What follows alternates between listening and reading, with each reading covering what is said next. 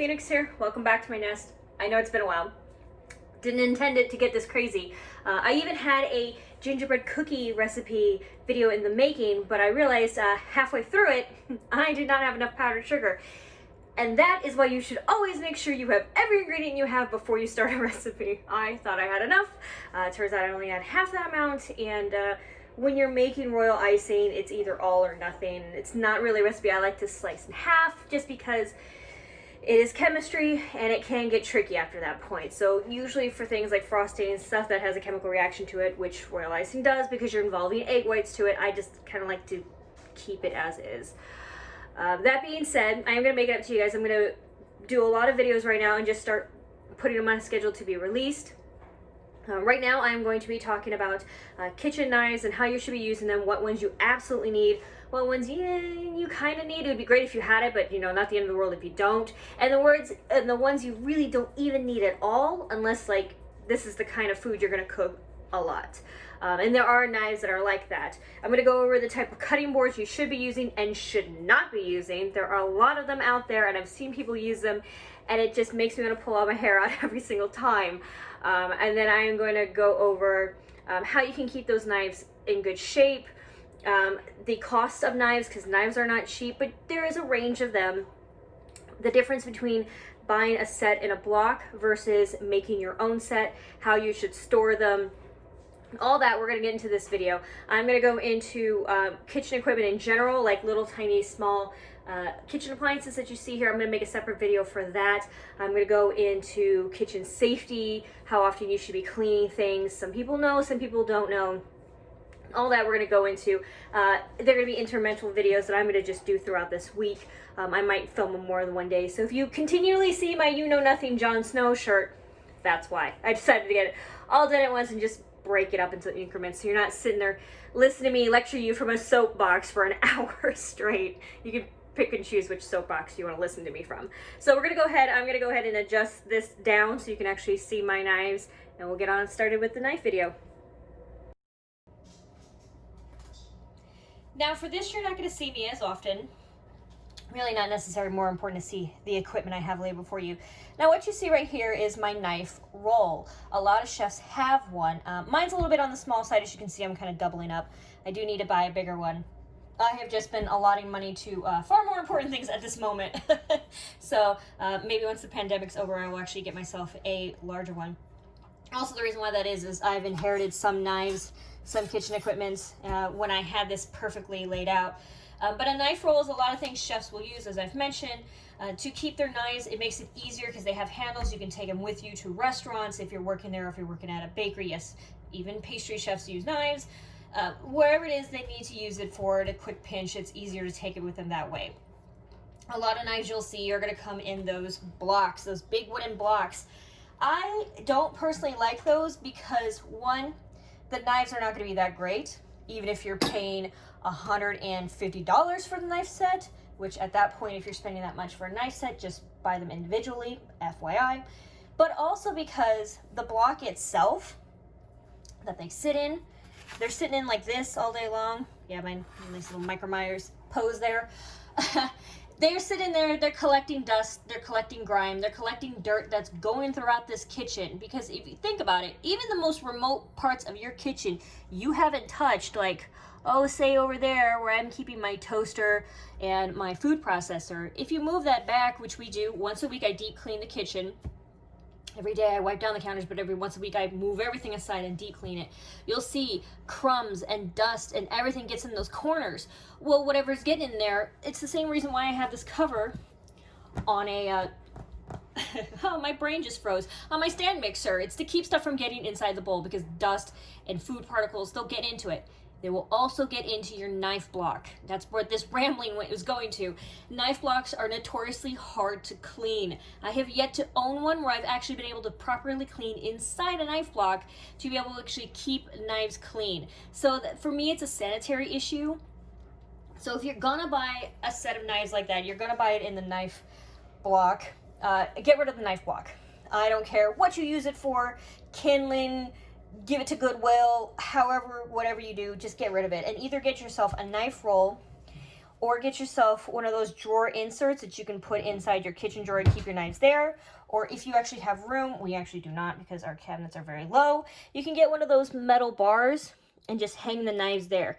The only ones those metal bars won't hold will be cleavers. And I'll get into cleavers in just a minute.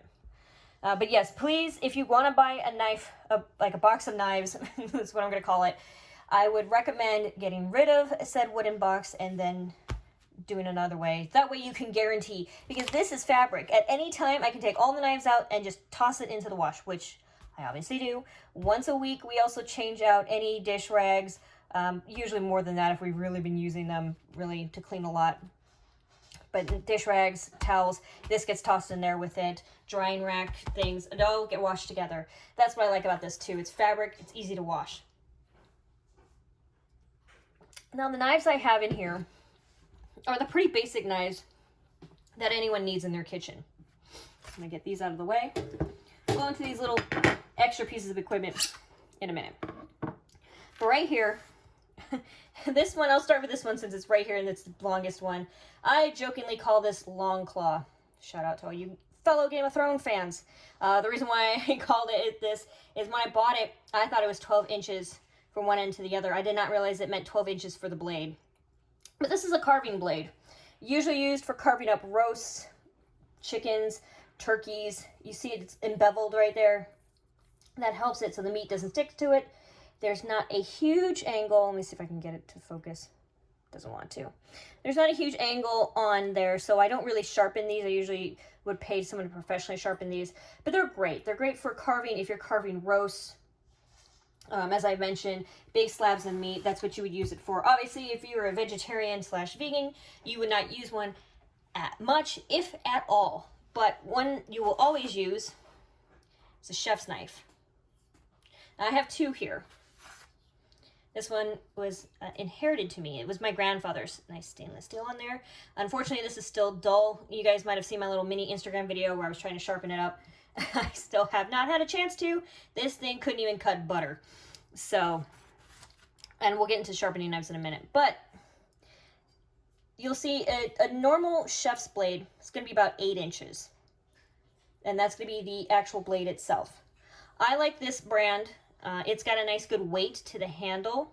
And that's the thing you're going to do. If you're buying your knives individually or even in a pack, if you're going to buy them in a pack, do spend a little bit more than you normally would, because you want weight to the knife. I've had knives, I've known people who had knives where the knives, I felt like this part was filled with air. And I feel that's so dangerous because if you go to chop something and you bring your hand up too fast, it's just going to fling out of your hand, which, by the way, you shouldn't be bringing this up too fast, but things happen. Weight in there, it's easier to grip on, easier to hang on to, easier to do. If you have one like this where it's beveled a little bit, you're going to start to get, blisters. But it'll be worth it because you will also choke up on the knife every once in a while. That's how you do certain cutting techniques. But I like this brand. It's good. You can see the angle on it. You want to keep it. I wish my camera was better, but let me show you. Well, I guess I can't. It doesn't want to focus.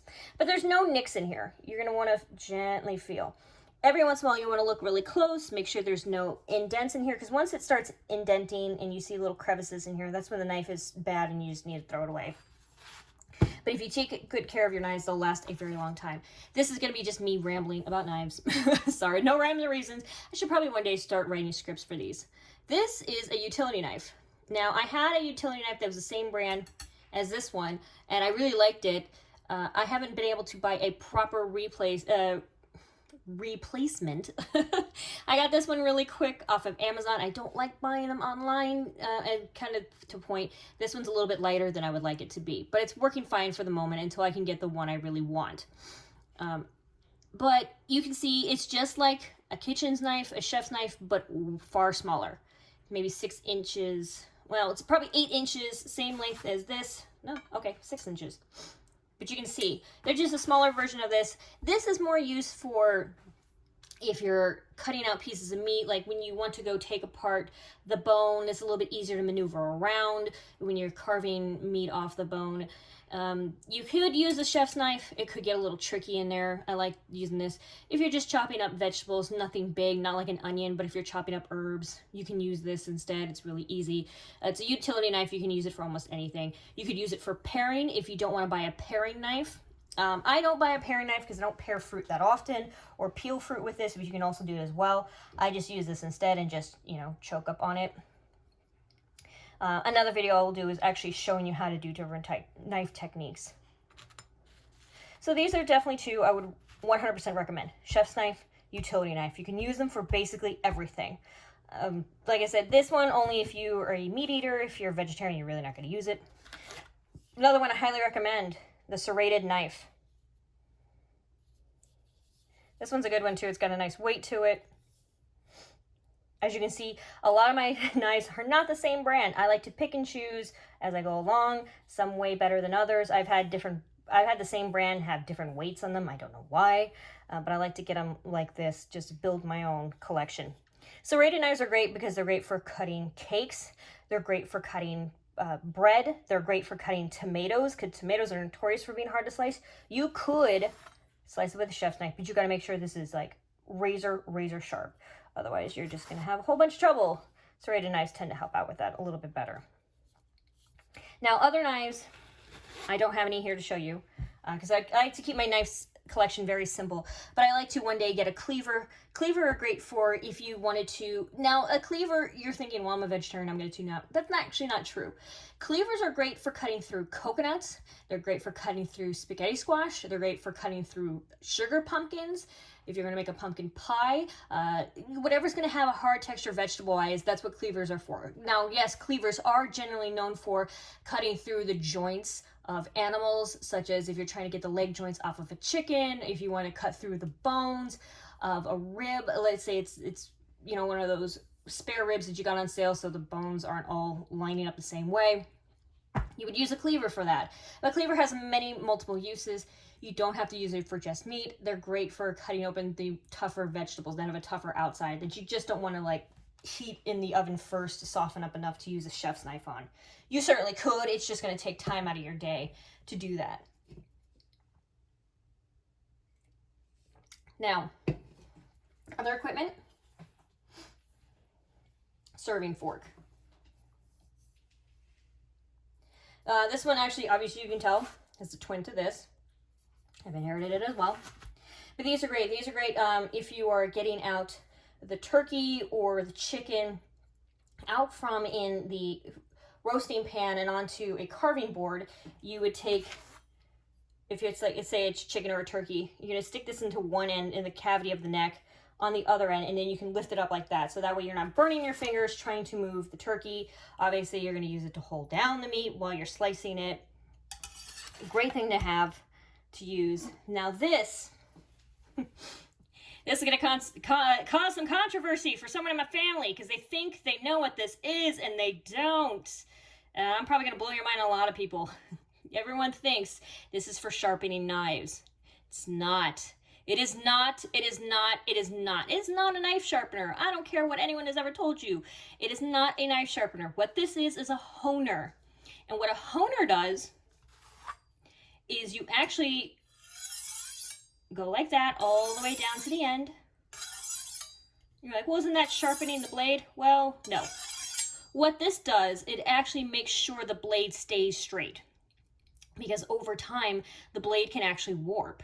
And it can actually start to wave one way or the other. So what a honer does is you hold it down.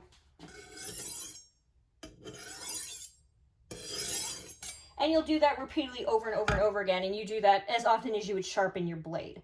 And that way that keeps the blade flat and it keeps it straight. That's what this is for. It is not for sharpening knives. And there's a reason why it is not for sharpening knives. It doesn't have the grit and the grain necessary to sharpen a knife. This is for sharpening knives.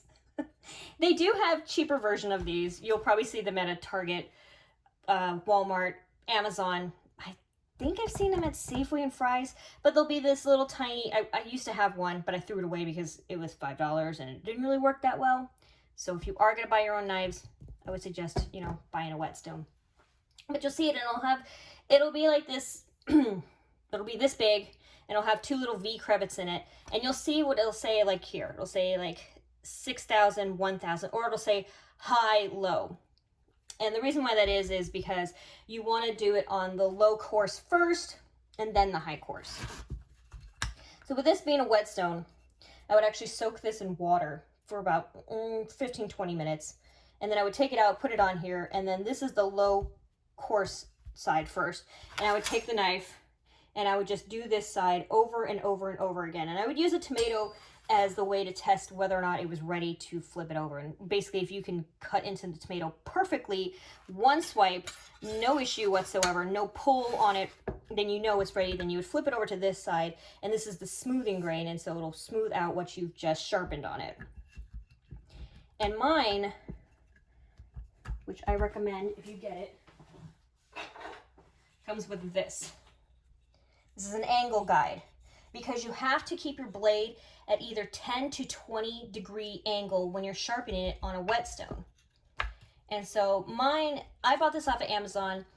The company is really good, so you can probably buy it straight from the company if you don't like Amazon. They're Culinary Obsession. I really like this whetstone. I would really recommend getting them. They even have a YouTube tutorial on their website on how to actually properly use this thing. Now, there are other kind of whetstones. Other kind of whetstones use water. Some of them actually require using oil. I would check before you buy it, just to make sure you know which one you're using. I like the fact that it's water and I don't have to actually get an oil or have to use cooking oil. But I paid a little, I think it was like $2 extra to have the guide with it too. So I would definitely recommend it.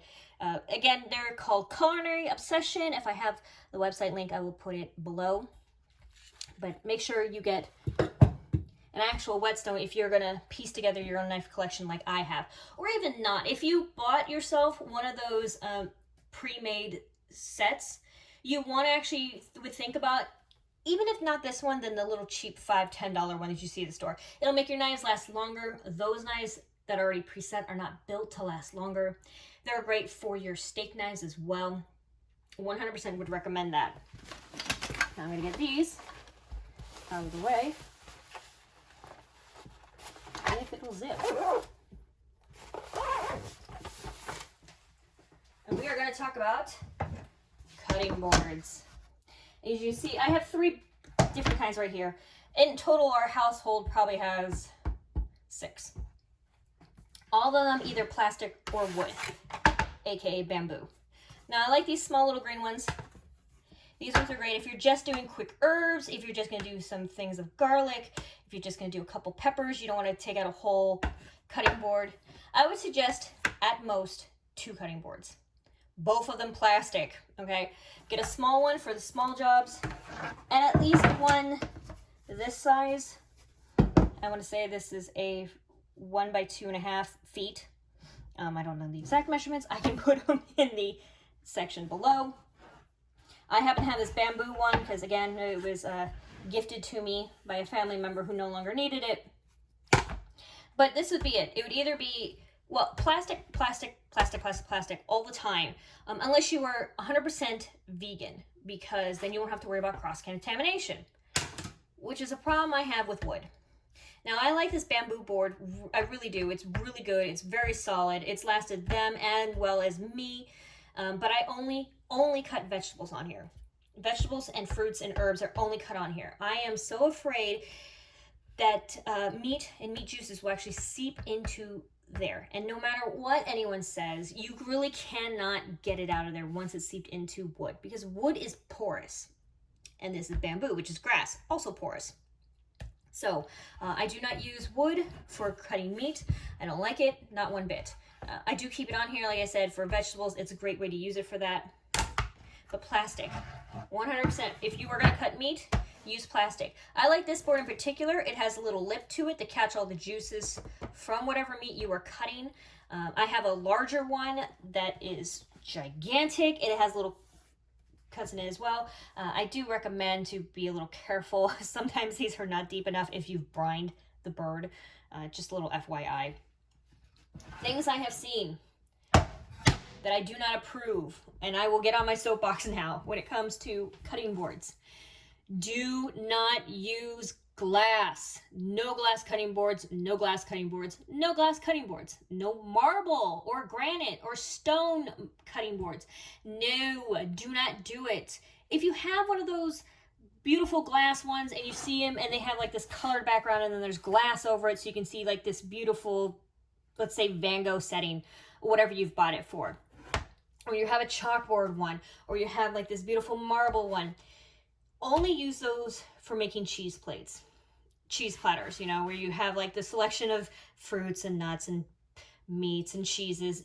It's decorative only, 110%, only to be used with cheese and butter knives. Do not ever use stone or glass cutting boards for your actual knives. It will ruin your knife. It will dull it. It will chip the metal on the blade. It will just, whatever amount of money you have paid for your knives, and I'm going to tell you right now, I've paid a pretty penny for my knives because I do this professionally. Just don't do it. You've thrown away all that money, because once you've chipped the blade, you cannot fix it. You will have to chuck that knife away and buy a brand new one. So please, if you have a glass one, if you have a marble, use it for decorative only, use it for display only, use it for serving only. Do not actually cut on them whatsoever. Okay, and now I said I was going to go into the other knives, the knives you don't need. I almost forgot about that part. I got into my little soapbox about cutting boards. Now, I talked about carving knives. I've talked about chef's knives. I've talked about cleavers. Another knife you would know about is paring knives. I did mention them briefly. Pastry chefs will have paring knives a lot. They are great for if you are cutting up tiny fruit. Use the paring knife to easily peel away the peel, obviously. Cut them up, make them look nice and fancy. You can use them to cut little tiny designs in them. Paring knives are great for that. I don't work with a whole lot of fruit, so not really necessary for me. There's also boning knives. I don't have one, but I'm going to use this as an example. So a boning knife will be about the same size as my utility knife, but this part will be curved and extremely skinny. And the reason why that is a boning knife is meant to help peel the skin off a fish and help to cut the bone out of a fish without ruining the delicate fish meat. I don't eat a lot of fish. That's not to say I don't eat fish, period. I do. I've eaten my fair share of shellfish and mollusks. Those are usually the two that I eat the most. I like the taste of it. I'm not a big fish eater other than catfish. And I don't go fishing as often as I did when I was younger. So that's not an unfortunate thing. Otherwise, I probably would have a boning knife. So if you do a lot of fishing, if you eat a lot of fish, I would recommend getting a boning knife. Very helpful in that regard. There are other knives that are definitely made for specialties. Obviously, sushi knives. Unless you're making a lot of sushi, do not get one of those. They're going to be very pretty and very expensive. So don't even bother with one of those. I cannot think of another knife off the top of my head that is a weird knife that anyone would actually need. So just stick to the ones I've mentioned. Utility knives, chef knives, carving knives. Bread knives is what those serrated knives are known as. So if you go to Google them, they'll say serrated knives, but if you look at bread knives, more options will come up quicker. Those would be the ones I get. Get a cleaver if you do a lot of cooking yourself, whether it's vegan or carnivore eating. Cleavers are great to have. I plan to get one day once I actually have a proper place to hang it or keep it in a drawer where it's nice and safe, or get a bigger knife roll. Okay, guys, sorry for my little mini quick rant on this, but I promise you I will start pumping out more material. Let me know what it is else that you guys want to know about. If you want to know about a certain technique, if there's a certain type of cooking technique, a baking technique, if there's a kind of frosting technique, if you want to know. I've actually thought about doing a plating video where I've already made the meal and I'm going to show you how to do fancy plating like they show you on the shows. If you ever watch Chopped or Guys Grocery Games, you'll know what I'm talking about. I do want to show you how to do that. It's not as difficult as it looks. It's only more difficult if you're doing it in a time crunch. So I will definitely do one of those videos as well, probably later this month. Well, if you guys like that video, go ahead and hit that thumbs up button.